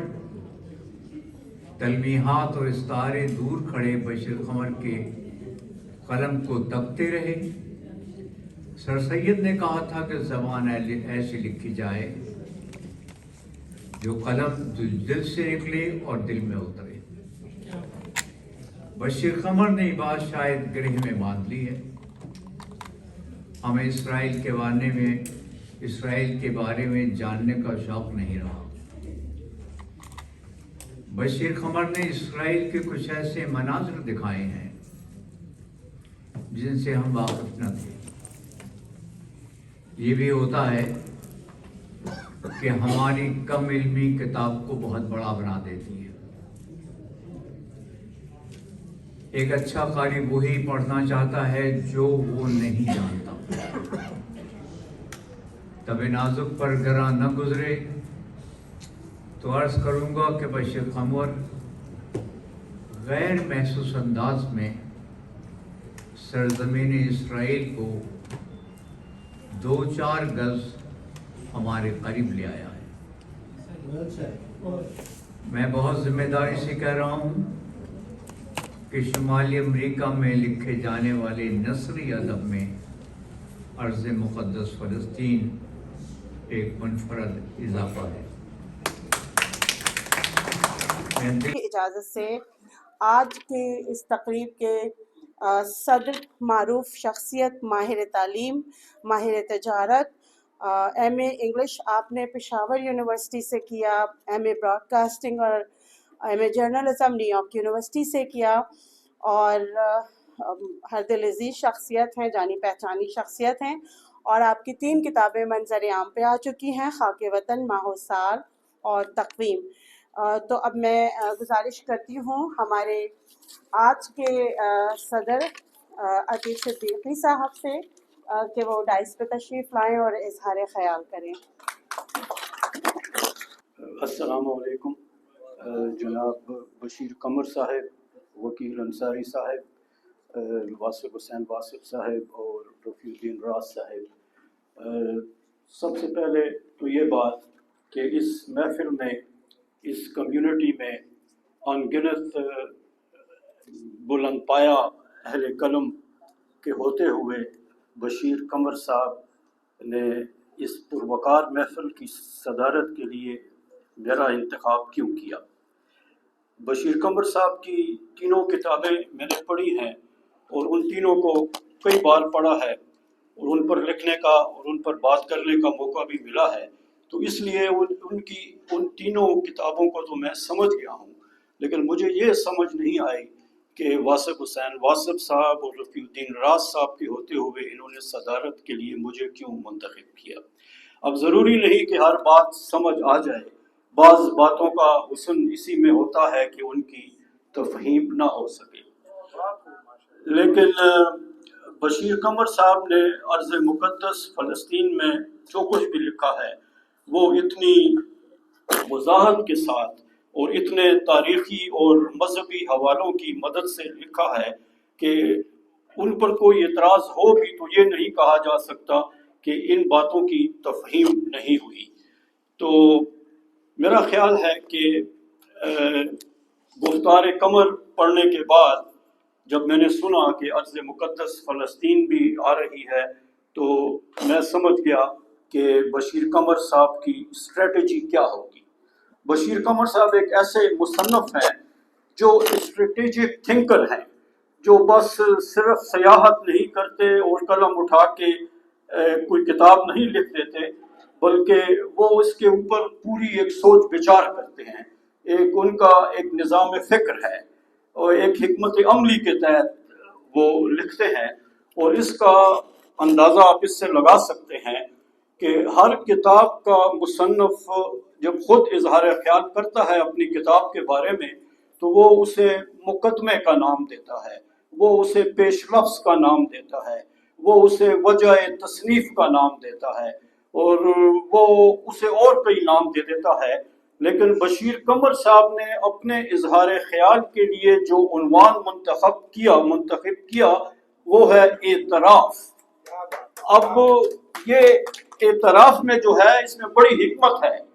بشیر قمر صاحب شاید یہ سمجھتے ہیں کہ انہوں نے اس میں ایک اعتراف کیا ہے، لیکن مجھے اس میں 3 اعتراف نظر آئے ہیں، کیونکہ میں نے اس کتاب کی طرح اس اعتراف کو بھی بار بار پڑھا ہے جو کہ اس کتاب کا حصہ دوم ہے۔ تو اس میں بشیر قمر صاحب لکھتے ہیں کہ میں خدا کی وحدانیت کا بھی قائل ہوں اور میں یہ بھی مانتا ہوں کہ یہ خداوند پاک اس کائنات کا بلا شک غیر مالک ہیں اور رسول اللہ صلی اللہ علیہ وآلہ وسلم آخری نبی اور رسول ہیں، اور میں زندگی کے موت کے بعد زندگی پر اور روز قیامت پر بھی یقین رکھتا ہوں۔ اب یہ اعتراف ہے، آخر اس کی کیا ضرورت ہے؟ ساری کمیونٹی بھی جانتی ہے اور ملک سے باہر بھی بشیر قمر صاحب کے مداح اور فینس جو ہیں وہ بھی جانتے ہیں کہ الحمدللہ باشرہ اور صوم و صلات کے پابند مسلمان ہیں بشیر قمر صاحب، تو انہیں اس اعتراف کی ضرورت کیوں درپیش آئی؟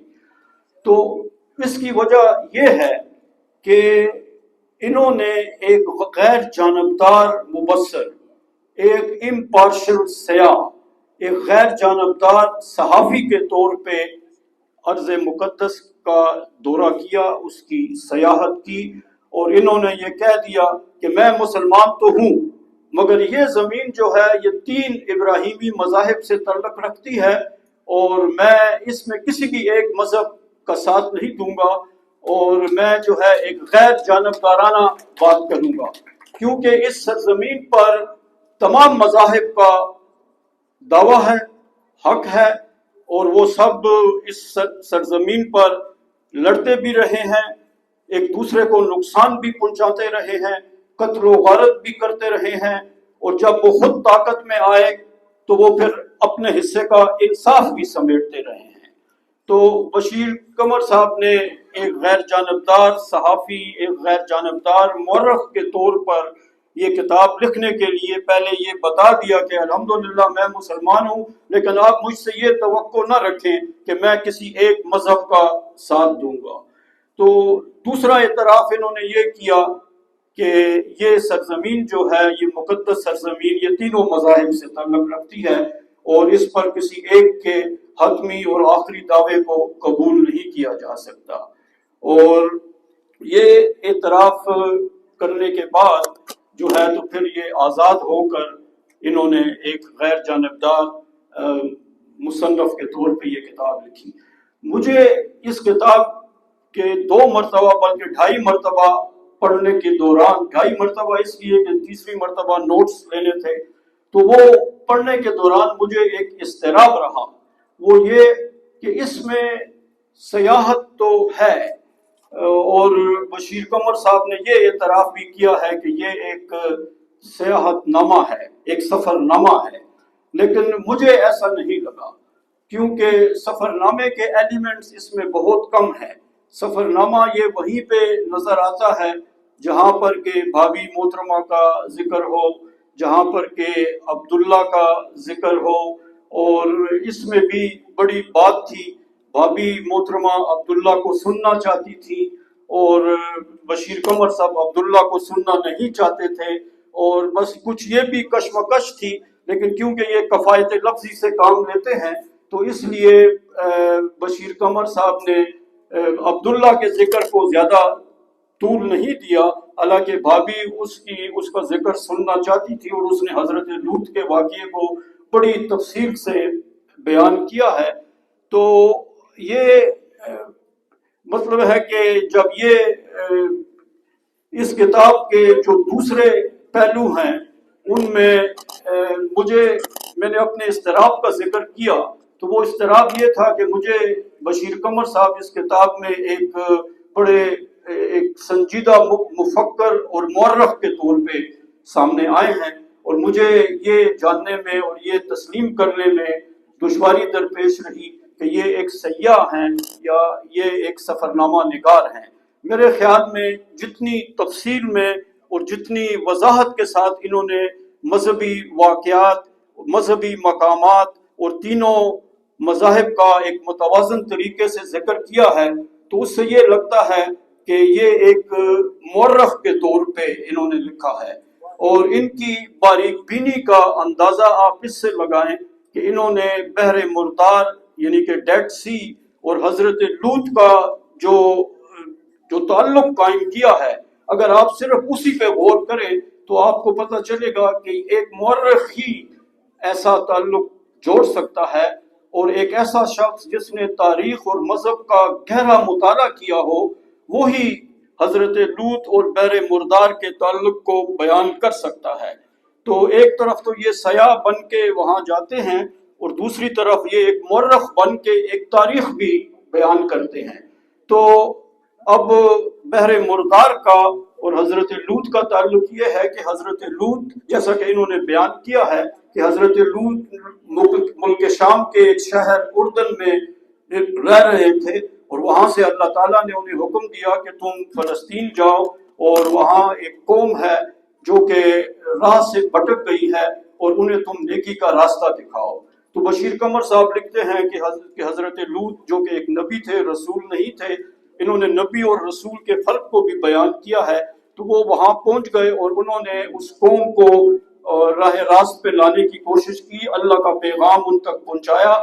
وہ ہم جنس پرست تھے، اور اللہ تعالیٰ چاہتے تھے کہ وہ راہ راست پر آ جائیں، لیکن وہ راہ راست پر نہ آئے، اور حضرت لوط کی اپنی بیوی جو تھی تو وہ بھی ان پر ایمان نہیں لائی تھی، تو وہ پھر حضرت لوط نے اللہ تعالیٰ سے کہا کہ یہ میری بات نہیں مانتے، تو اس کے بعد اللہ تعالیٰ نے وہاں 3 فرشتے بھیجے جن کا ذکر بڑی تفصیل سے بشیر قمر صاحب نے کیا ہے۔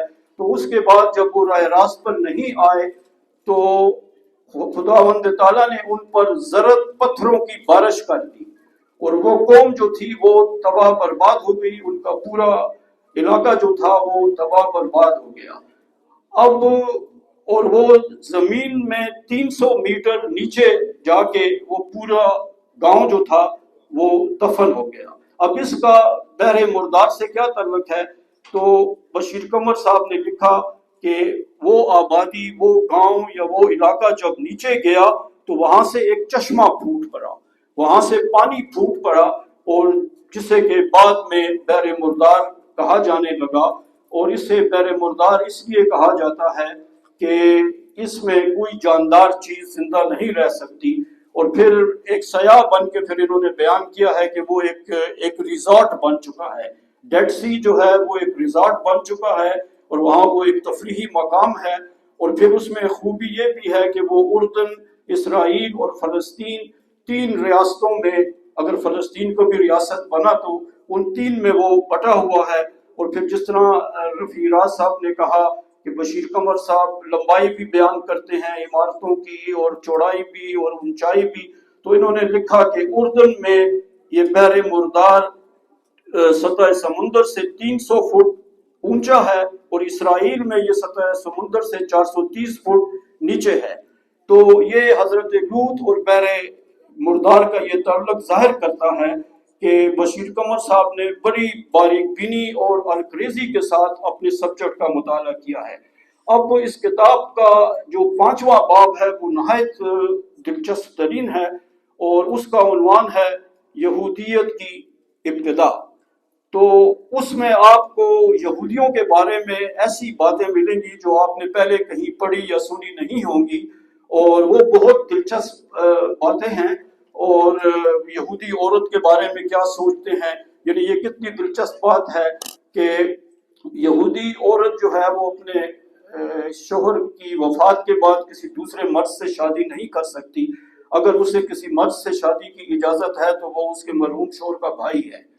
تو یہ ان کا جو ہے عورت کے بارے میں ایک خیال ہے تو جو کہ عام لوگوں کو معلوم نہیں ہے. دوسری بات جو کہ بشیر قمر صاحب نے بتائی ہے وہ یہ کہ یہودی مرد جو ہیں یہ کالا کوٹ کیوں پہنتے ہیں اور یہ سیاہ لباس کیوں پہنتے ہیں. تو پھر اس کا ذکر انہوں نے ویلنگ وال یا دیوار گریا میں کیا ہے اور کہ اس کا تعلق جو ہے انہوں نے دیوار گریا سے جوڑا ہے. یہ وہ مقام ہے جہاں سے کہ حضور پاک صلی اللہ علیہ وآلہ وسلم براق پر معراج شریف تشریف لے گئے تھے اور مجھ سے پہلے بھی کئی مقررین یہ کہہ چکے ہیں کہ یہاں حضرت عیسیٰ مصلوب ہوئے تھے اور یہاں یہودی کے مطابق ان کے کتابوں کے مطابق حضرت ابراہیم نے حضرت اسماعیل کی قربانی کا انتخاب کیا تھا اس جگہ کا.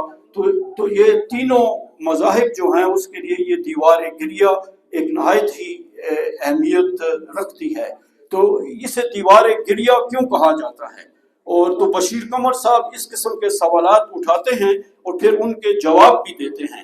تو اسے دیوار گریا اس لیے کہا جاتا ہے کہ یروشلم پر جس میں کہ بیت المقدس ہے اس پر مسلمان عیسائی اور یہودی 2000 سال تک ان میں جنگیں ہوتی رہی.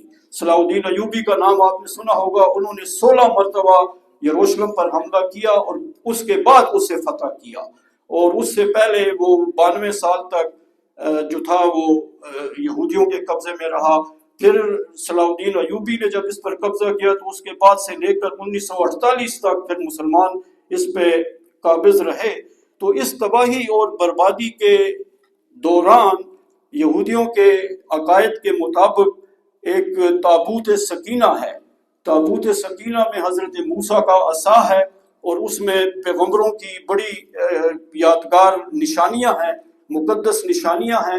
تو وہ تابوت سکینہ کہیں غائب ہو گیا اور کئی عیسائی بادشاہ ایسے آئے جنہوں نے تابوت سکینہ کو ڈھونڈنے کی کوشش کی اور انہوں نے اس دیوار گریا جو ہے اس کے نیچے کئی 100 میٹر وہ گئے اور تابوت سکینہ اور حضرت موسیٰ کا عصا انہیں نہیں مل سکا. تو اس کی مایوسی میں, اس کے غم میں یہودی جو ہے وہ روتے ہیں اور کہتے ہیں کہ جب تک ہمیں تابوت سکینہ نہیں مل جاتا تو ہم یہ فریاد کرتے رہیں گے, ہم یہ روتے رہیں گے. تو اس لیے اس جگہ جو دیوار بنی اسے دیوار گریا کہا جاتا ہے, ویلنگ وال اسے کہا جاتا ہے. تو بشیر قمر صاحب نے اس قسم کے سوالات اٹھائے ہیں, پھر ان کے جوابات بھی دیے ہیں اور اسی لیے مجھے لگتا ہے کہ یہ ایک تاریخی کتاب ہے. یہ تاریخ کے بارے میں ایک لکھی ہوئی کتاب ہے اور بشیر قمر صاحب اس میں ایک سیاح یا ایک سفر نامہ نگار کے طور پر سامنے نہیں آتے بلکہ وہ ایک محقق, ایک مفکر اور ایک مورخ کے طور پہ اس میں سامنے آتے ہیں. اور مجھے یقین ہے کہ آئندہ وہ جو کتاب بھی انہوں نے لکھی تو ان میں اس میں تاریخی پہلو جو ہے وہ زیادہ وضاحت سے یہ بیان کریں گے. اور اس کے علاوہ ٹیمپل ماؤنٹ کے بارے میں انہوں نے جو لکھا ہے اور اس کتاب کو پڑھنے کے بعد اسرائیل ایک ایسے ملک کے طور پر سامنے آتا ہے جو کہ ہمیں اخباروں میں نہیں ملتا جو کہ ہمیں عام طور پہ ہماری سمجھ میں نہیں آتا، بلکہ اس کتاب کو پڑھ کر یہ اندازہ ہوتا ہے کہ اسرائیل ایک ایسا ملک ہے کہ اس پر جس کی بھی حکومت ہو وہ تینوں مذاہب سے تعلق رکھتا ہے، اور یہ ایک ایسی جگہ ہے جس پہ مسلمانوں کو ضرور جانا چاہیے اور ان مقامات کو ضرور دیکھنا چاہیے جنہیں کہ بشیر قمر صاحب نے بہت پہلے دیکھا۔ اور اس کتاب سے متعلق ایک اہم سوال یہ بھی ہے کہ آج کے دور میں آج کی عصری حقائق یہ ہیں کہ فلسطین پر، غزہ پر اسرائیل نے وحشیانہ بمباری کی ہے، اور پچھلے 30 مہینوں میں اس نے 54,000 سے زیادہ فلسطینی وہاں ہلاک کر دیے ہیں۔ تو ایسے میں اس عصری اور تہذیبی آشوب سے ایک قاری کیسے اپنے آپ کو الگ کر سکتا ہے؟ آپ یہ کتاب پڑھتے ہوئے کیسے غزہ اور فلسطین کے غم جو ہیں اور ان کی مظلومیت جو ہے اور وہاں جو مظالم ڈھائے جا رہے ہیں اس سے آپ صرف نظر کر سکتے ہیں؟ لیکن جس طرح کہ میں نے عرض کیا کہ بشیر قمر صاحب شروع میں ہی کہہ چکے ہیں کہ ان کا ان سوالات سے کوئی تعلق نہیں ہے۔ یہ کتاب اگرچہ کہ جنوری 2025 میں شائع ہوئی ہے، لیکن یہ پتہ نہیں چلتا کہ اس کا مسودہ کب لکھا گیا، کیونکہ فلسطین کی غزہ کی جنگ تو اکتوبر 2023 میں شروع ہوئی تھی۔ بہرحال بشیر قمر صاحب نے اپنے آپ کو ان متنازع معاملات سے دور رکھا ہے، اور جس طرح انہوں نے اعتراف میں کہا کہ وہ جس چیز کو جیسے دیکھ رہے ہیں اسی کی بنیاد پر اسے پیش کریں گے، اور انہوں نے مذاہب میں جو ہے تو وہ کوئی دخل اندازی کی کوشش نہیں کی، بلکہ جو جیسے بھی ہے اسے اسی کی صورت میں بیان کر دیا ہے، اور یہ یقیناً نہایت مبارکباد کے مستحق ہیں کہ ایک بہترین اور ایک شاندار کتاب انہوں نے لکھی ہے، اور امید ہے کہ وہ اپنی یہ کوشش جاری رکھیں گے۔ اور مجھے یہ بھی یقین ہے کہ اگر بھابھی محترمہ ان کے ساتھ نہ ہوتی تو ان کی فکر کو مہمیز نہ ملتی اور شاید یہ کتاب نہ لکھی جا سکتی۔ تو جس طرح بشیر قمر صاحب نے لکھا ہے کہ وہ ہر سفر میں بھابھی محترمہ کو ساتھ رکھتے ہیں، تو ہماری دعا ہے کہ آئندہ بھی وہ سفر کرتے رہیں، بھابھی محترمہ ان کے ساتھ رہیں اور وہ کتابیں لکھتے رہیں۔ بہت شکریہ۔ سے پہلے کتاب پیش کرنا چاہوں گا صاحب صدر کو۔ جی آئیے۔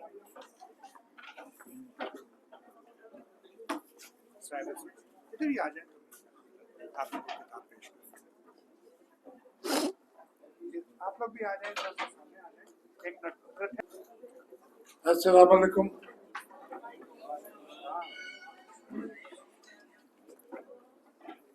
میرے پاکوری کے احباب جناب صدر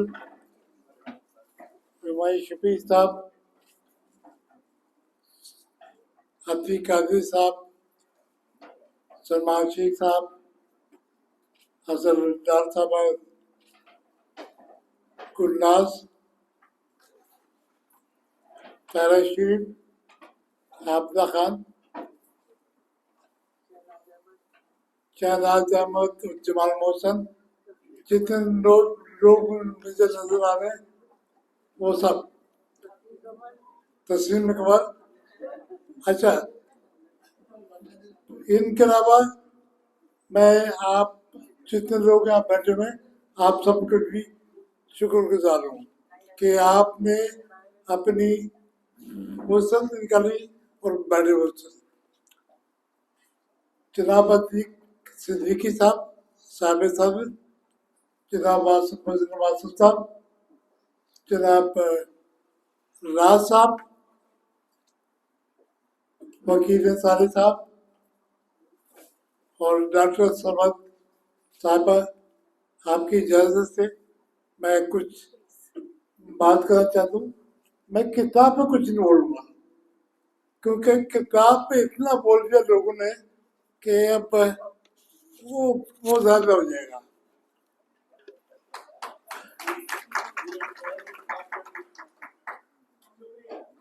یہ میں کتاب پورے امریکہ کو پڑھا چکا ہوں، اور مجھے کچھ دوستوں نے تجویز پہ پیش کی کہ مت کرو یہ کام، یہ اس سے کتاب نہیں بکے گی۔ تو میں نے کہا मार्केट किताब बेचना मेरा कोई काम नहीं, शौक। मैंने जिंदगी में हमेशा बल्कि यूं कर लीजिए, मुझे खुद नुमाई का बहुत शौक था। हाँ हाँ, खुद नुमाई का इतना शौक था कि मैं पैसे लेके सऊदी अरब में अपनी खुद नुमाई करता था। उस जमाने में अखबार, टीवी, ये तो बहुत दूर की बात है। आपको बताऊं मैं खुद नुमाई क्या कैसे होती थी। मैंने स्कूल के ज़माने में एक मजमून उसकी कॉपी की और उसको उल्टा किया, और मैंने उसको उल्टा करके लिखा, और वो मेरे स्कूल के मजले में शामिल हुआ। मरी का अदूतबा कॉमेडी कानून था। मैं बहुत खुश हुआ, लोगों ने वाह की, तो मुझे चस्का पड़ गया। और मैंने फिर सऊदी अरब किया, तो सऊदी अरब में एक लाइब्रेरी, वो अदबी तंजीम थी, वो जान करी, वहाँ मुशायरे करवाए, बहुत ज़्यादा मुशायरे करवाए, और फिर हमेशा खुद को नुमाया करने की कोशिश की। और 83 में जब मैं यहाँ आया, तो जब भी मुझे खुद नुमाई का वो शौक था, और खुद नुमाई के शौक ने मुझे काम करने को मजबूर किया। तो जब काम किए तो बहुत काम किया, और फिर खुद नुमाई खत्म हुई। लेकिन मैं हमेशा जो भी शौक किया, मैंने मेगा शौक किया, और अपने बलबूते पे किया। मैंने यहाँ पे रेडियो से स्टार्ट किया, टीवी शुरू किया, अखबार निकाला, मैगजीन निकाला, फिर मैंने देसी फूड मैगजीन निकाला। हर काम में मैंने पैसा खर्च किया, इसलिए कि मेरे पास पैसा था। मैंने किसी एक आदमी से कभी $1 उधार नहीं लिया, कभी स्टार नहीं किया, स्टार करी, उसको कॉल नहीं किया, फिर कम्युनिटी को आया। मैं अपने बलबूते पे जो काम करता किया। आज मुझे स्टेज पे बैठे हुए रोना आ गया। मेरी बेगम ने ये कहा कि मेरी माँ किसी शख्स को नहीं बता, सिर्फ बेगम को होता था कि मेरी माँ ने डाली थी मुझे, तो पानी डालते थे ऊपर। उस जमाने में घरों में बाल्टी और नल होता था, बाल्टी नल जमीन पे, और चावल नहीं हुआ करते थे। वो बाल्टी से लोटा डाल के पानी मुझे फेंकती थी, वो कहती थी कि मेरा बेटा बाबू बनेगा। और फिर मेरी माँ ने देखा, खुदा ने उसकी दुआ कबूल की, मैं बाबू बना। मैंने जिंदगी में सऊदी अरब में नौकरी की, यहाँ पे नौकरी नहीं की। और मैं जब सऊदी अरब से आया था, पैसे लेके आया था, मैंने बिजनेस किया। हर बात किसी कहने की चलती। मैं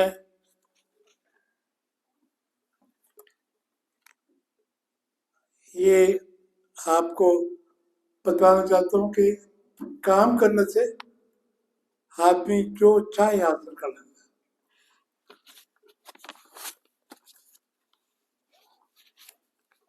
है। मुझे से आदमी कभी किताब लिखूंगा दूर की बात, मैं सोच भी नहीं सकता किताब लिखूंगा 1 2 3 नहीं लिख सकता, लेकिन कुदरत ने मुझसे किताबें लिखवा दी। एक बात जो मैं आगे दर्ज करना चाहता हूँ, किताब मैंने लिखी है लेकिन लिखवाई मेरी बीवी ने।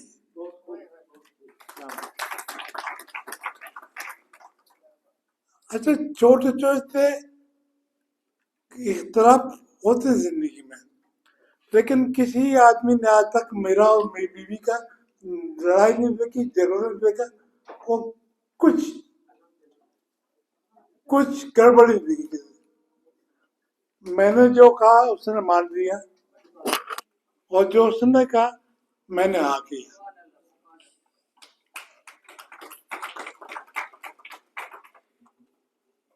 आज इन्होंने कहा कि सरबत में कि तकरीब को दूल्हा, ये तो बड़ा अच्छा लगता भाई। तो वो हर आदमी दूल्हा बनना चाहता है, बार बार बनना चाहता है, लेकिन मुझे वो जिंदगी नसीब ना हो जिसमें मैं दूल्हा बनूं, दोबारा दूल्हा बनूं। ये बात मजाक की नहीं, अगर जिंदगी में ये नसीब से आपको अच्छा साथी एक बार मिल जाए तो आपके साथ जन्म की जाए।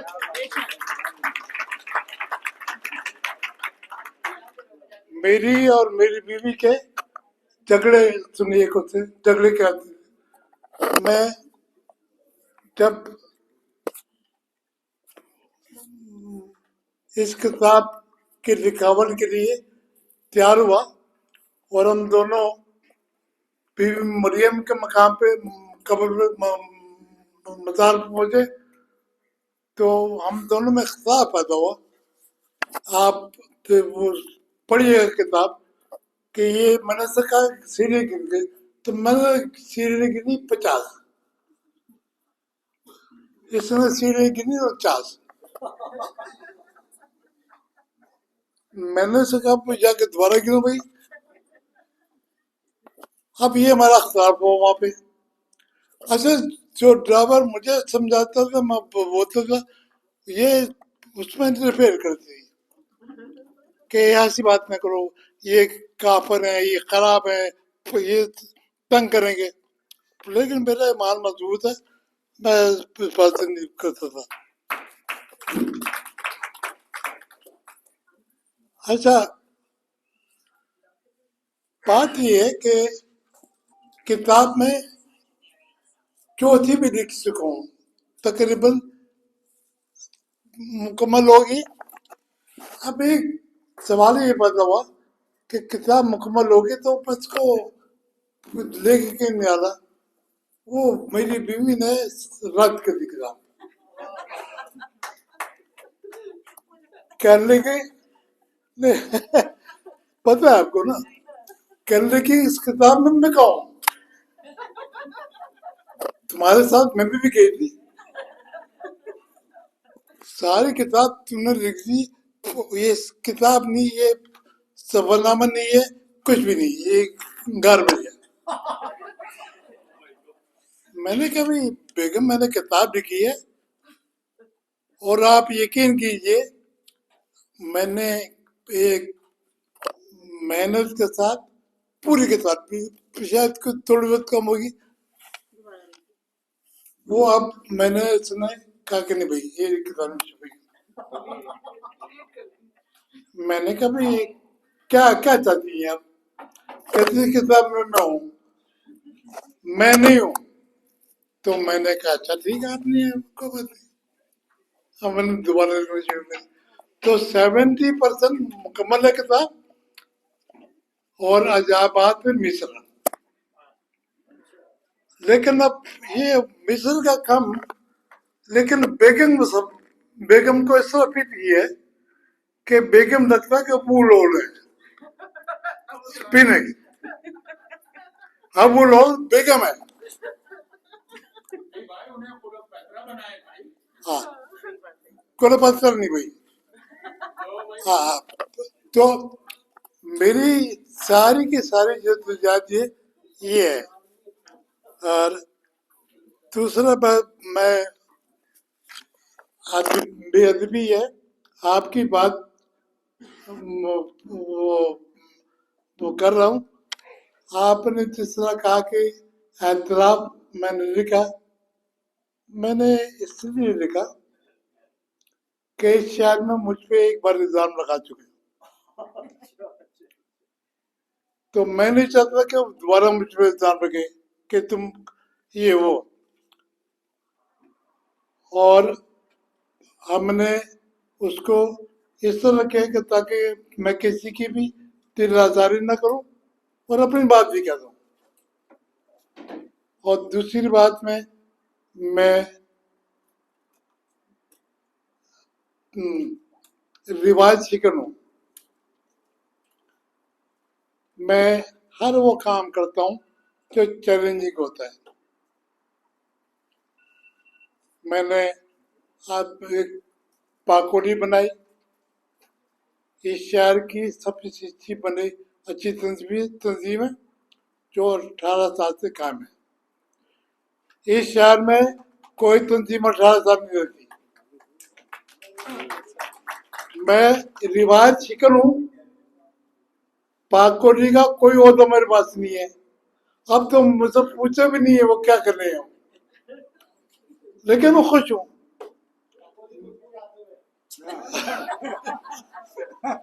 तुम बैठे हो, अब तो मुझे पूछे भी नहीं मैं क्या कर रहे हैं वो जो कुछ।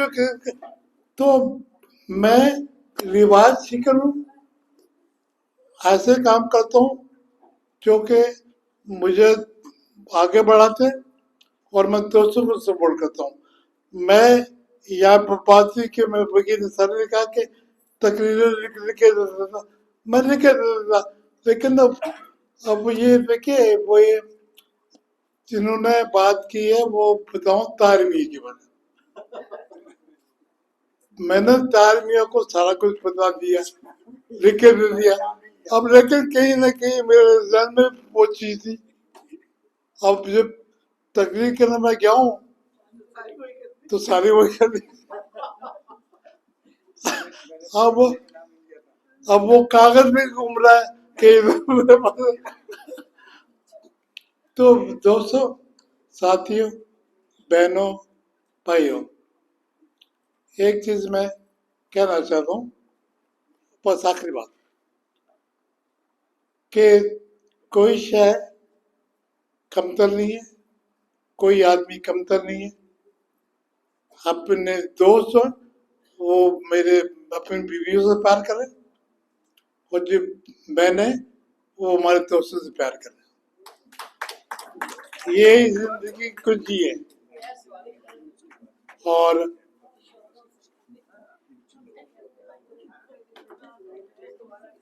जो आदमी ऐसा नहीं करता वो उसकी जिंदगी खराब होती है।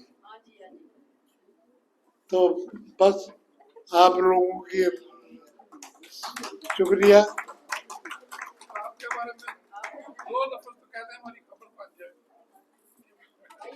ये किताब मेरे जज्बात की तर्जुमानी करती है और हक़ाइक़ पे मबनी है।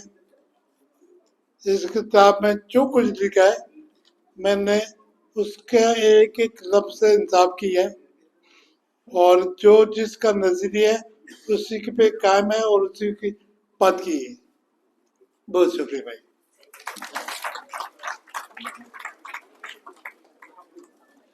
मोजिस में